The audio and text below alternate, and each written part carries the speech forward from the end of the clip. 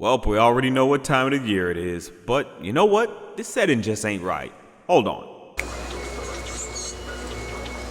Well, that's wrong. Wrong again. Oh God, no. Ah, here we go. That's what I'm talking about.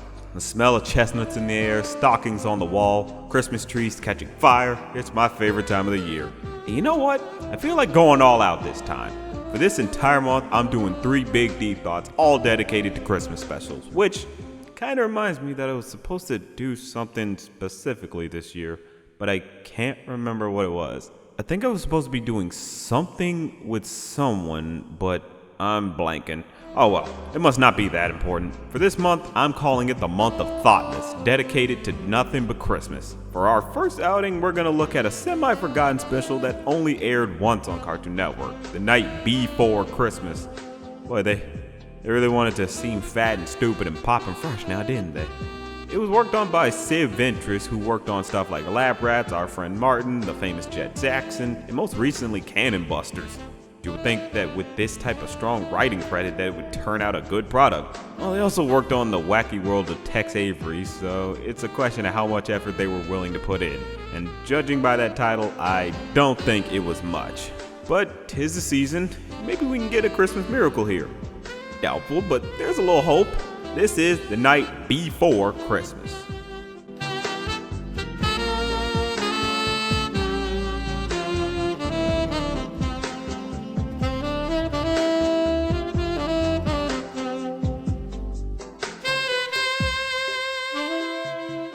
We start with Santa Claus and some people delivering presents, only to find out this is the end of the story, where we're going right to the beginning, so there was no point in starting here.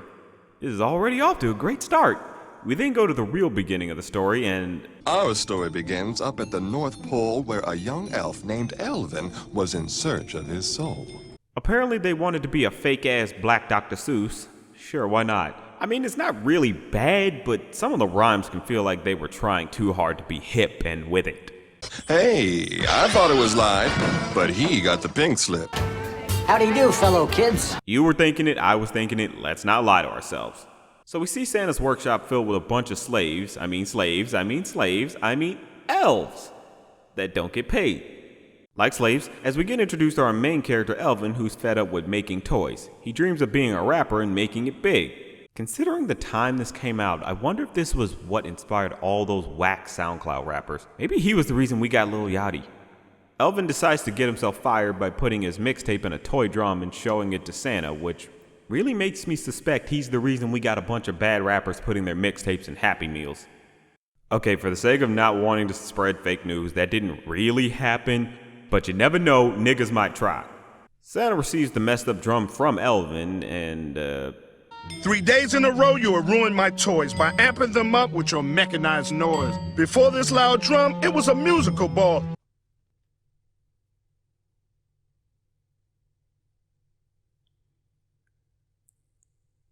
I think Santa might need to take a trip back to elementary school if he can't tell basic shapes. Elvin gets his Jolly Hide can and leaves for LA to pursue his rap career. Even though you're supposed to hold down your city first before going to LA, but I guess you can only entertain reindeers for so long. Elvin sets out in a car that he for some reason has in the North Pole, as it's led by a reindeer that couldn't make the cut for Santa's sleigh. Elvin makes it to Portland to drive himself to LA, which is pretty pointless considering the reindeer could just drop him off in LA, but that reindeer didn't make it to Santa's sleigh for a reason. It doesn't help that it landed the car right in the streets for it to get run over. This thing kinda is trying to justify animal cruelty. Elvin is hurt by his car being crushed until when up to the curb pulled a black SUV. The window rolled down when Fly Dog was inside. And all I was thinking was, why a dog? Why? Like seriously, why is there a talking dog driving an SUV? There's no reason for it, they just have it. Makes no sense at all. Elvin decides to take a ride with the dog, and seriously, what was up with cartoons and having characters hitchhike? Was stranger danger not a thing? The dog reveals his name to be Pup Daddy, because of course it is, and another passenger makes themselves known, who is a lawn gnome. I'm Seamus de Ramus O'Leary McShawn. Puppy just saved me from some yuppie's lawn. So Elvin tags along with them to start the new age of whack-ass rappers. We go back to the North Pole to find that all of Santa's workshop has come down with a virus. It spread through the ranks, from the elves to the chief, left them sneezing and wheezing with no sign of relief. Our production has stopped. The whole complex is sick. At this rate, Christmas might be called off, said Saint Nick. Kinda out of nowhere when you think about it, but I guess they needed some other type of conflict to raise the stakes, but I don't see why not just have it so Elvin was the best toy maker or like the head elf. That way his leaving affects the way the shop runs. Here it just feels like you shoehorned in a problem just because why not? They really needed some things to connect a bit better here. They just have things happen just for the sake of it. It feels inconsistent, honestly. But anyway, Elvin and the crew make it to the club and meet up with Pup's homegirl named Jello. Lord, and I swear her nose is just laying on her cheek. They didn't even bother to get that part right, but I digress. They get on stage and start their set. It's a shame this thing's out of control. That just means it's party that's got on the road. Now before this here floor stop. Seriously, why is Pup's voice so low? Maybe his bars are so whack he just doesn't want people to know about it. Actually, I think this was the big inspiration for mumble rappers. The crew finishes up their set and gets noticed by this big music label owner who already you know is evil. I mean, just listen to his name. Mephistopheles Beelzebarabicus Sol. I mean, come on. Anyone who has Beelzebub in their name ain't about to give you a Merry Christmas. I'm just telling you now. Listen, son, 411. Let me lay down some facts. Mr. Saul only handles the freshest of acts. He's bigger and meaner than any T-Rex. And by that look in his eyes, he might be one to anally wreck. But for real, they sign the contract and begin their music career. The special then decides to have a random music video with a song that doesn't connect to anything and replace clips we've already seen before. Keep in mind, we've only gotten through 6 minutes of this. What makes it weird is that there aren't many musical segments in the special, so it's really out of nowhere, and it brings major attention to the animation, which isn't terrible, just passable somewhat at a time. I mean, there's certainly worse specials you could be looking at. We come back to our characters as we learn why you don't sign a record deal anymore, with all of them being forced to rehearse morning, noon, and night without any breaks, and they're under threat of being mauled.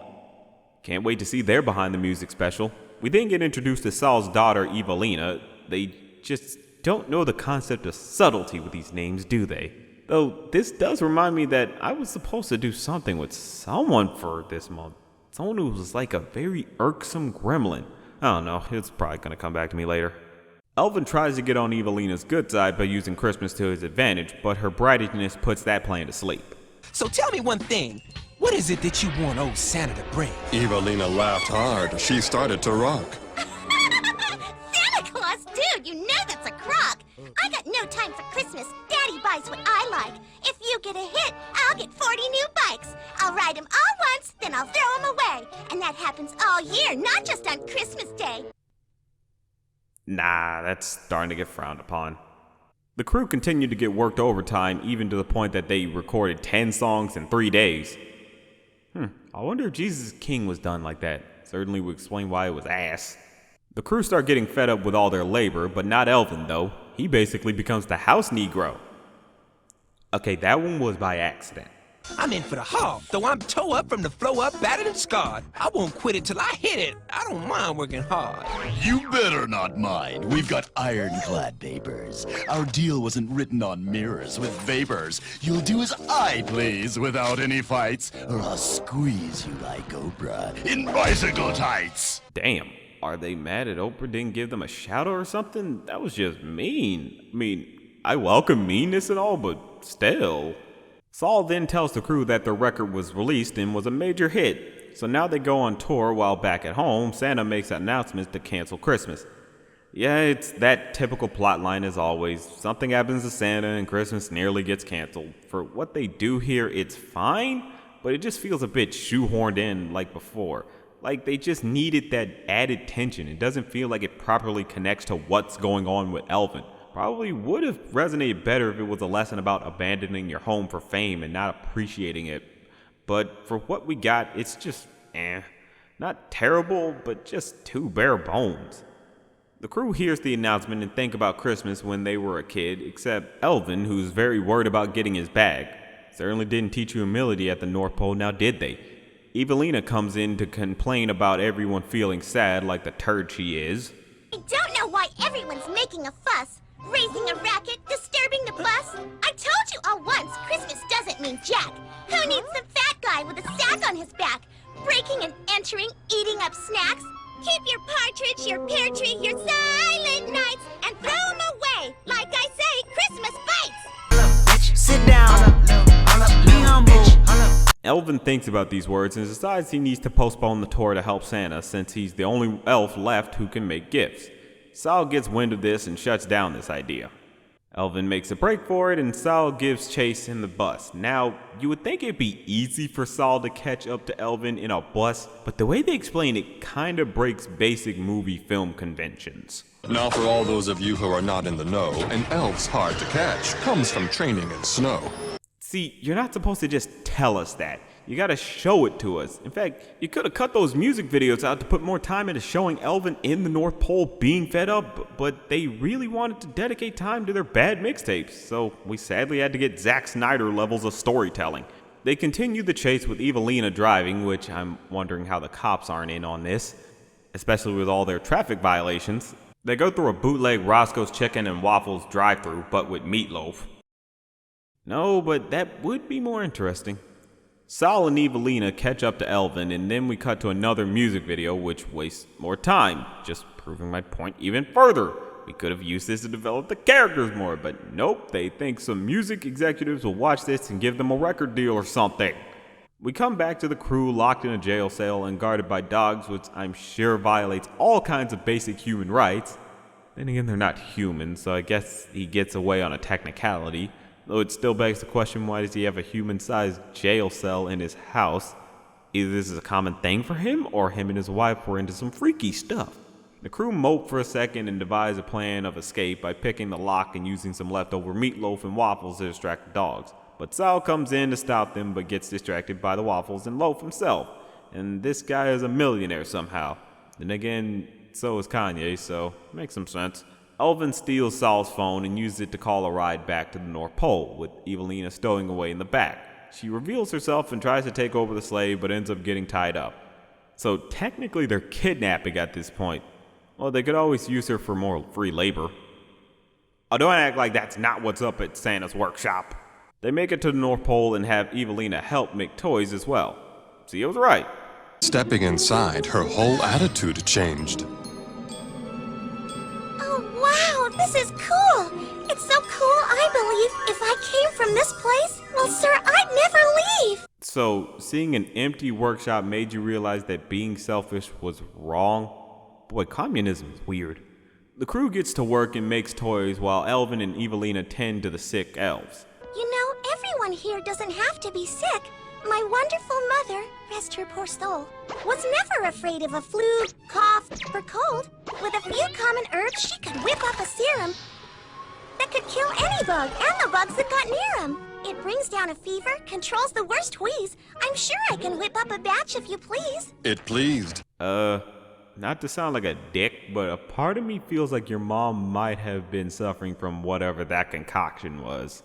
But the recipe manages to work and get everyone back on their feet, and Santa comes in to thank everyone for their work. So now all the toys are made, and they go deliver them. While on their trip, they remember to get Saul out of the prison cell. They find him perfectly intact, which I'm calling BS on. He very much would be dog food by now. They free him, but he's clearly not happy about being caged up. Merry Christmas. We hope you don't think this is dumb.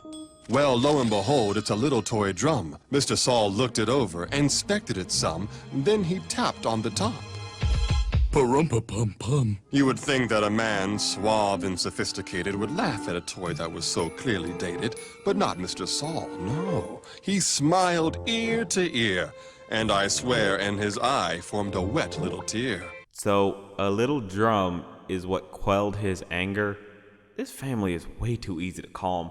Also, why did he have a Hitler stash for a few frames? That was just a very odd animation error. So everything goes back to normal now with Elvin as the head elf of the North Pole, which, again, that should have been part of the beginning of the story, but whatever. We end on another music video with reused clips and them trying and failing to have them match up with the words. It's the night before Christmas, so get in the flow. Tell every boy, every girl, tell everybody you know. And that was The Night Before Christmas. I want to say it's not terrible, but not good either. It ultimately falls under stupid but harmless. The characters are pretty basic and not something you'll cling to. The whole rhyming thing would only be annoying if you have a very small amount of patience. The short runtime makes this very easy to get through, especially if you skip past all the music videos. It's just an Christmas special. If you want something to riff on with your friends, I say give it a watch, but other than that, you get more enjoyment from watching a Yule log burn. And that's the end. And for our first outing, I think we had a good time, don't you? But I still can't help but feel like I'm forgetting something important. Hey man, why are you just sitting here spending your holidays reviewing mediocre movies when you could be spending time with your best friend, me, D-Dub man, a review your life, reviewing painfully obscure movies? It's only been a year, dude. You promised. Oh, Jesus Christ, that's what I forgot. We were supposed to review that dumb movie together. Do we really have to? Come on, at least it's not The Christmas Dinosaur again. I feel that doesn't set a better expectation, but we did agree, so next will be The Tangerine Bear. See you soon, and remember, it's just a deep thought. It's the night before Christmas, so get in the flow. Tell every boy, every girl, tell everybody you know. It's the fly time, the best time, your favorite time of the year.